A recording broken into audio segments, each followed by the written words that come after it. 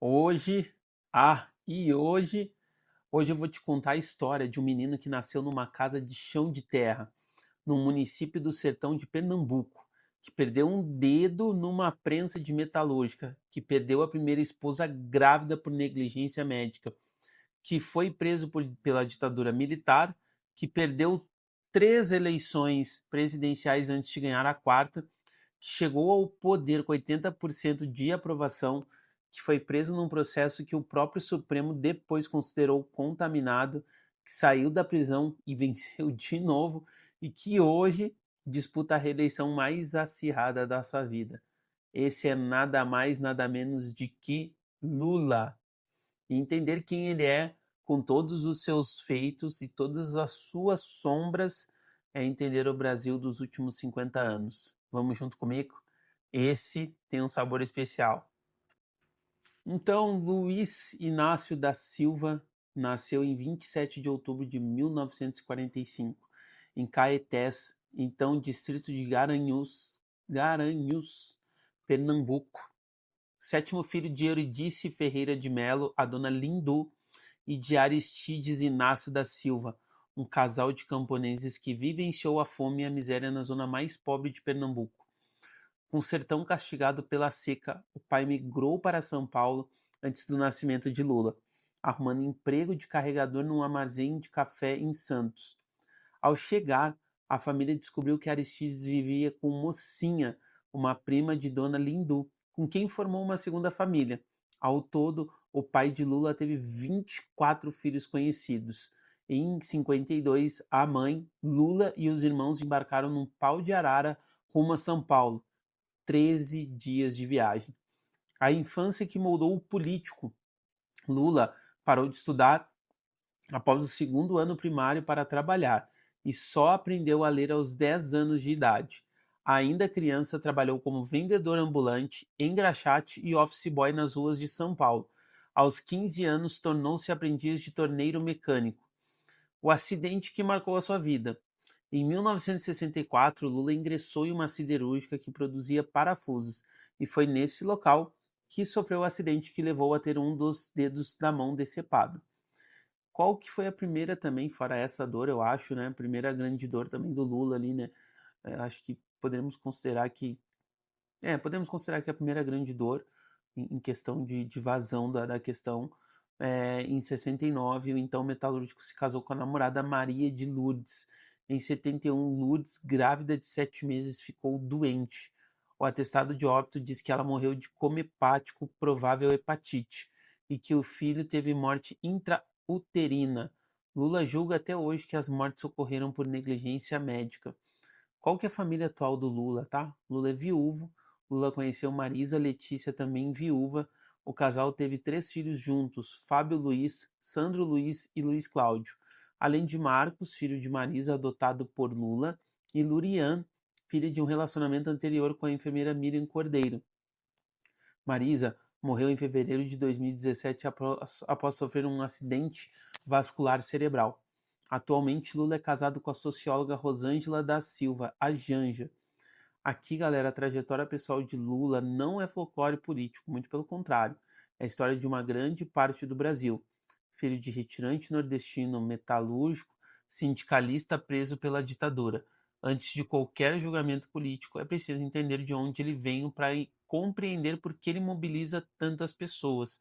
Se eu posso aí adicionar, né, ele não deixa nem um pouco de ser o retrato do Brasil, que é o Brasil com menos acesso a recursos, tá?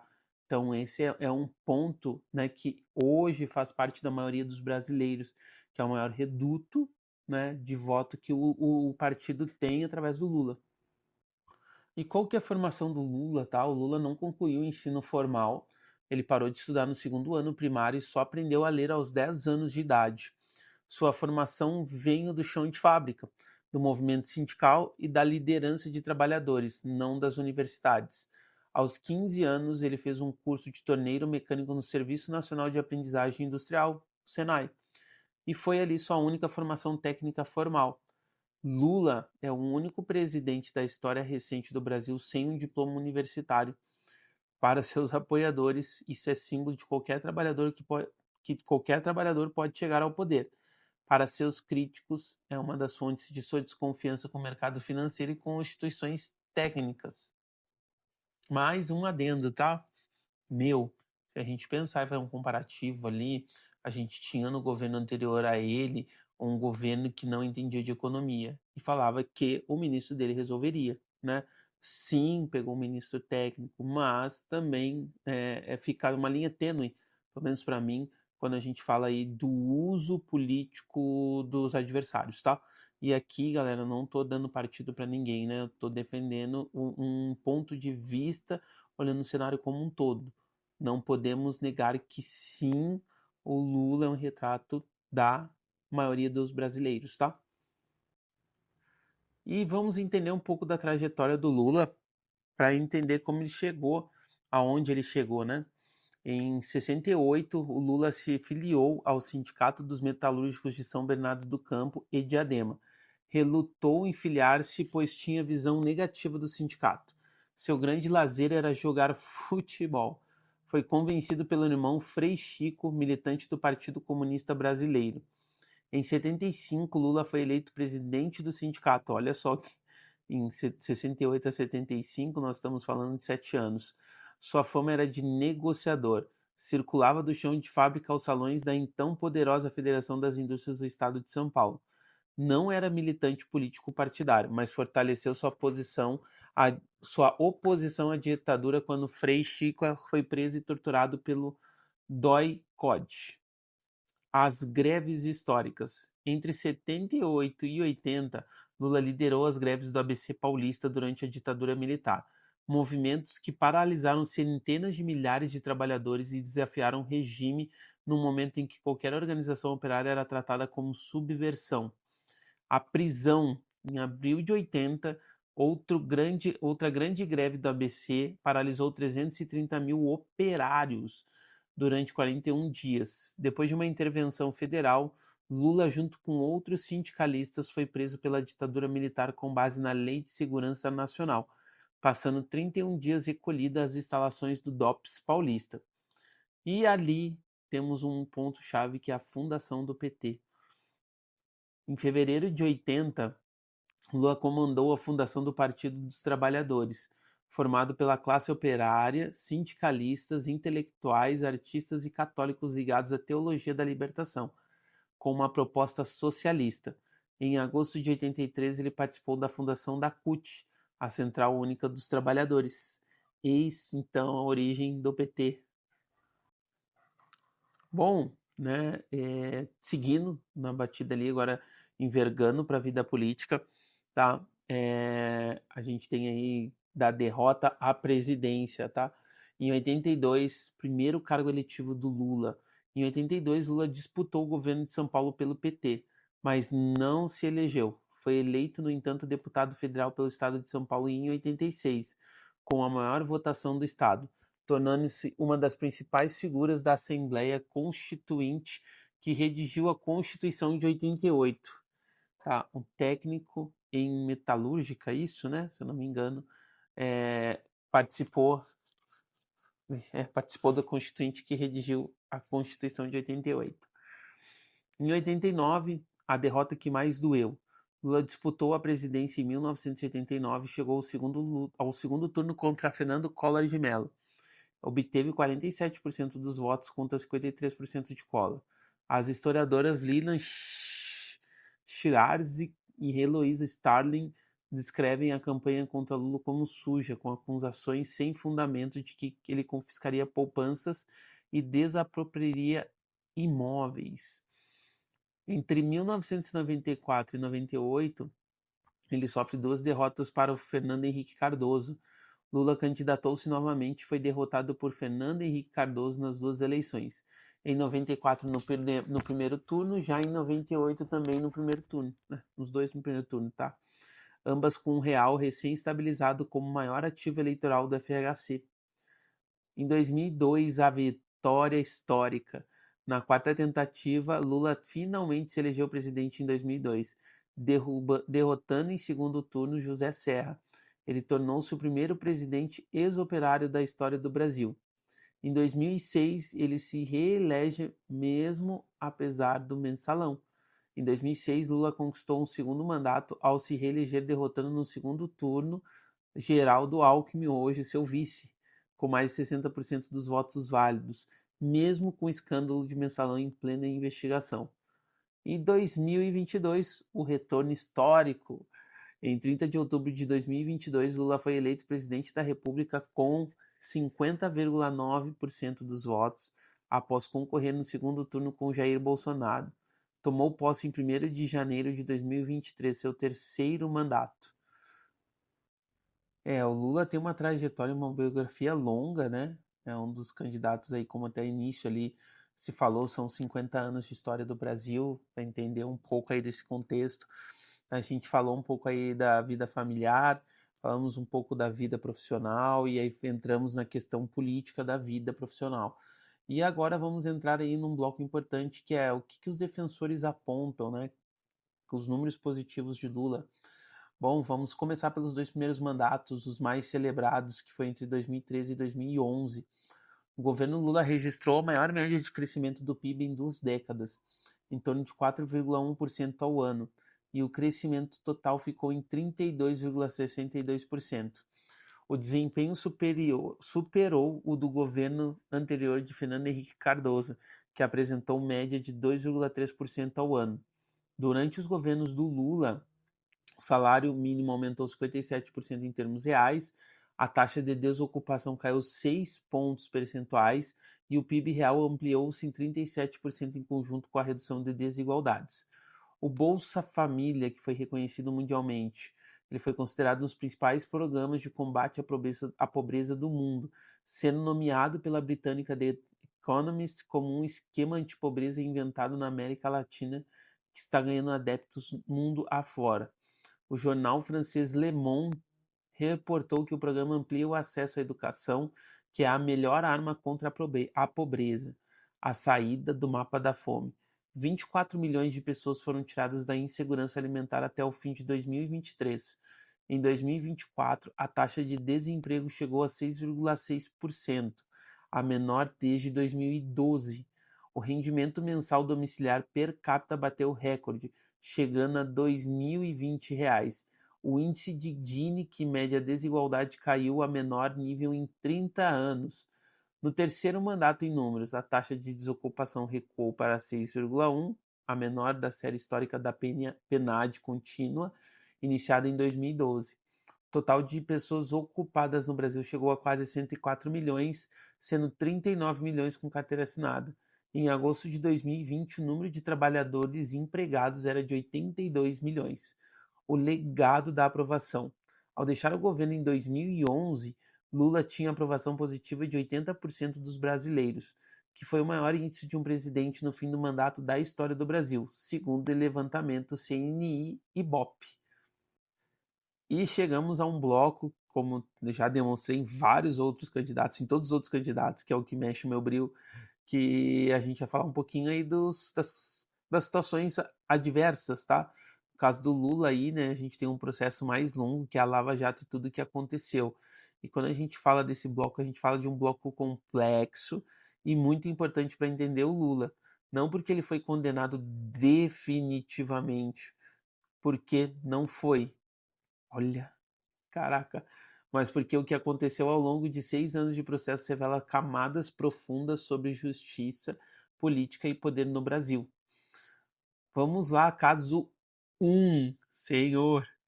O triplex do Guarujá. O que foi acusado? Lula foi acusado de receber 2,2 milhões em propina da empreiteira OAS, pagos na forma da reserva e da reforma de um apartamento triplex no edifício Solares, em Guarujá, em troca de favorecimento da empresa em contratos da Petrobras. A investigação do MPF reuniu 18 provas, incluindo testemunhos de funcionários da OAS que confirmaram visitas de Lula e de Marisa ao imóvel, mensagens de celular e comprovantes. A condenação por Moro. Em 2017, o ex-juiz Sérgio Moro condenou Lula a 9 anos e 6 meses de prisão por corrupção passiva e lavagem de dinheiro. A condenação foi confirmada pelo TRF4 em 2018, com aumento de pena para 12 anos e 1 mês.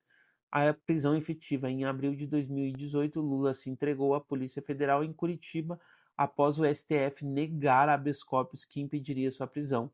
Ficou preso por 580 dias, quase pouco mais de um ano, né? Pouco mais de um ano. A anulação, que é o nó central de todo esse jogo. A segunda turma do STF, por maioria de votos, concedeu habeas corpus para reconhecer a suspeição do ex-juiz Sérgio Moro na condução da ação penal. A maioria do colegiado entendeu que ele demonstrou parcialidade na condução do processo, com motivação política, determinando a anulação de todas as decisões de Moro no caso. A competência, outra anulação.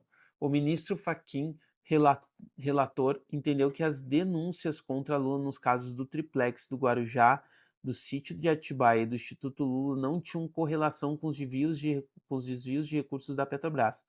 Portanto, deveriam ser julgados pela Justiça Federal do Distrito Federal, não pela 13ª Vara de Curitiba, tornando Moro incompetente para os julgamentos. O arquivamento final. Eu tinha que aproveitar esse momento. Após o reinício do processo em Brasília, a 12ª Vara Federal Criminal do Distrito Federal arquivou o caso do triplex devido à prescrição da pena. O artigo 115 do Código Penal reduz a metade os prazos de prescrição quando o acusado, na data da sentença, tem mais de 70 anos. Como Lula tem 79 anos, a pena prescreveu antes de novo julgamento. Bom, vamos para o caso 2, o sítio de Atibaia. O que ele foi acusado? Lula foi acusado de ter recebido reformas no sítio de Atibaia, propriedade de um amigo, custeadas pelas empreiteiras OAS e Odebrecht, como propina em troca de contratos na Petrobras. A condenação. Em 2019, o juiz Gabriele Taborelli, sucessor de Moro na 13ª Vara, condenou Lula a 12 anos e 11 meses de prisão. O TRF4 ampliou para 17 anos em 2021. O desfecho, com a declaração de suspeição de Moro pelo STF e a remessa dos processos a Brasília, o caso foi igualmente arquivado por prescrição em 2024. Bom, caso 3, ou mensalão. Bum, bum. Eu sou besta. 2005, tá? O que foi? Em 2005, um dos maiores escândalos do governo Lula foi revelado, o caso do mensalão, envolvendo acusações de compra de votos de parlamentares pelo PT. Vários membros do partido e aliados foram condenados pelo STF. A situação de Lula.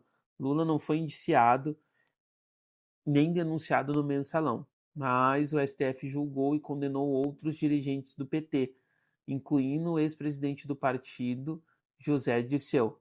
Mas Lula não foi réu nesse processo. A narrativa que ele sabia ou autorizou o esquema nunca foi comprovada judicialmente. Caso 4. O quadrilhão do PT. O que foi?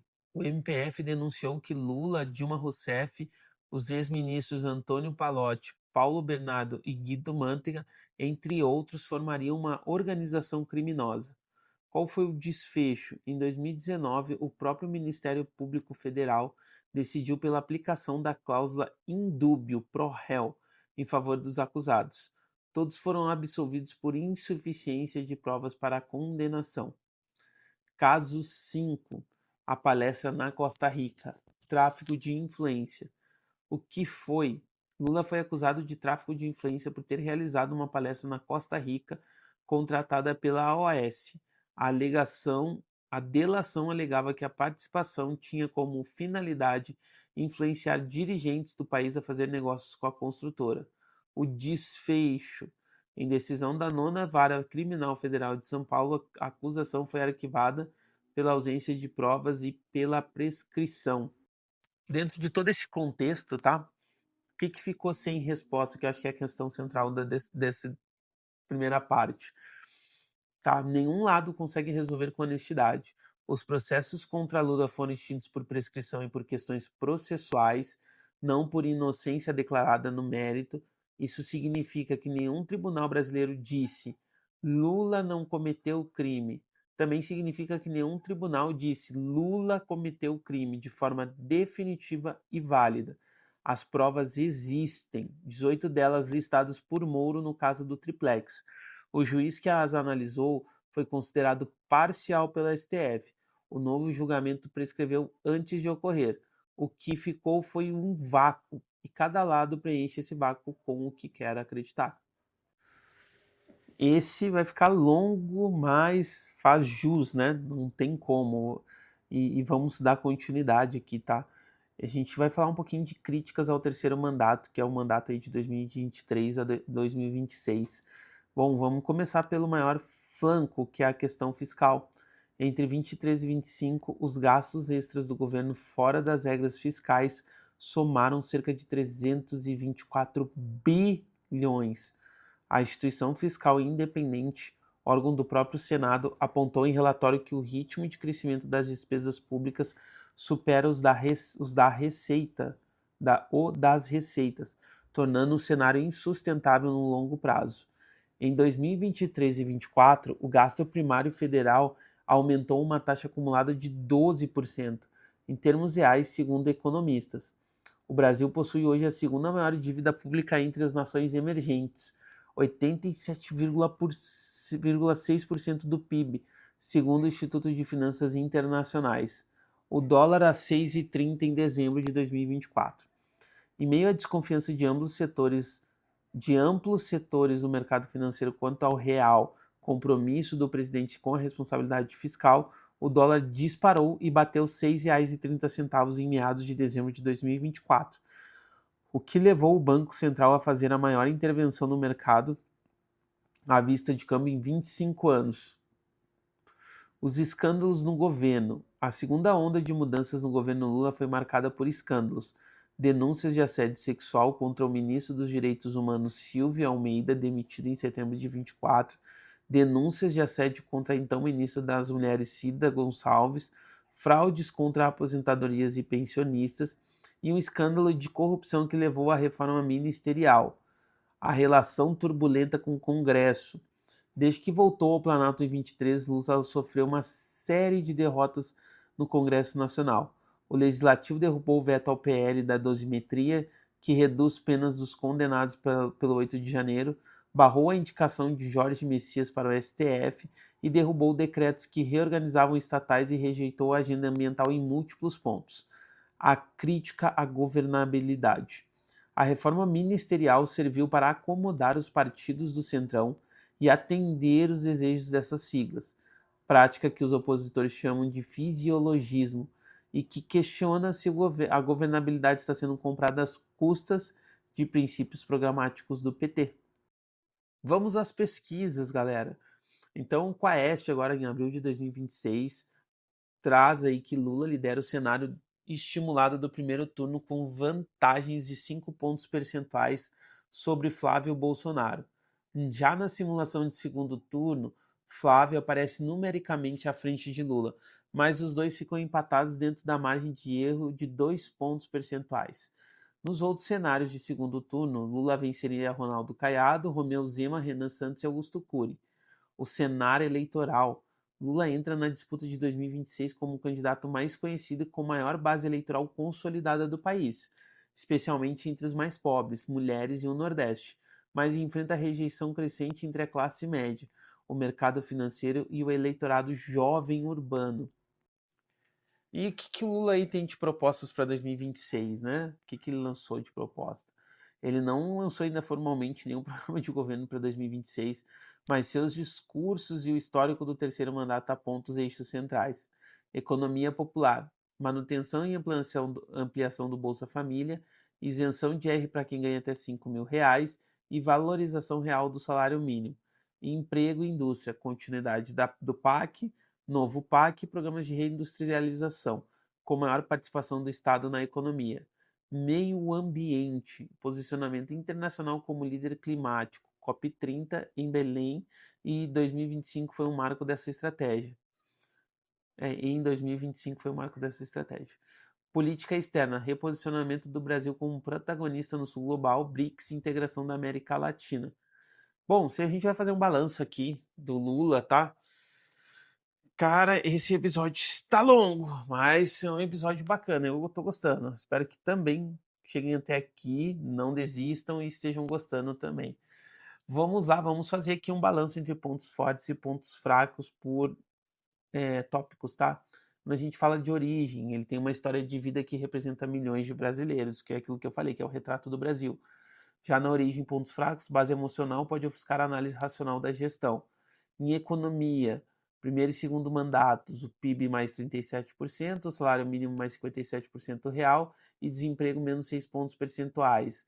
Já nos pontos fracos, beneficiado pelo boom de commodities, conjuntura favorável. No quesito social, pontos fortes, Bolsa Família, Fome Zero, saída do mapa da fome.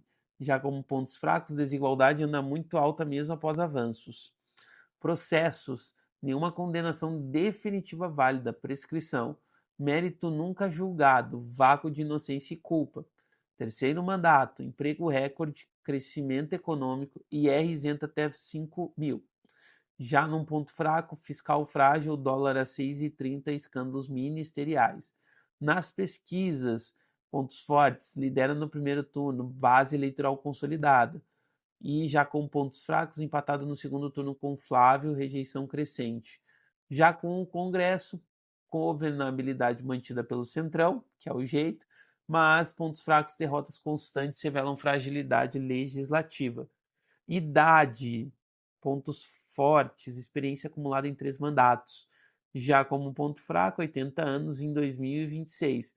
Questão de saúde é tema na campanha. Galera, então Lula é talvez o político mais impossível de ser reduzido a um adjetivo na história do Brasil.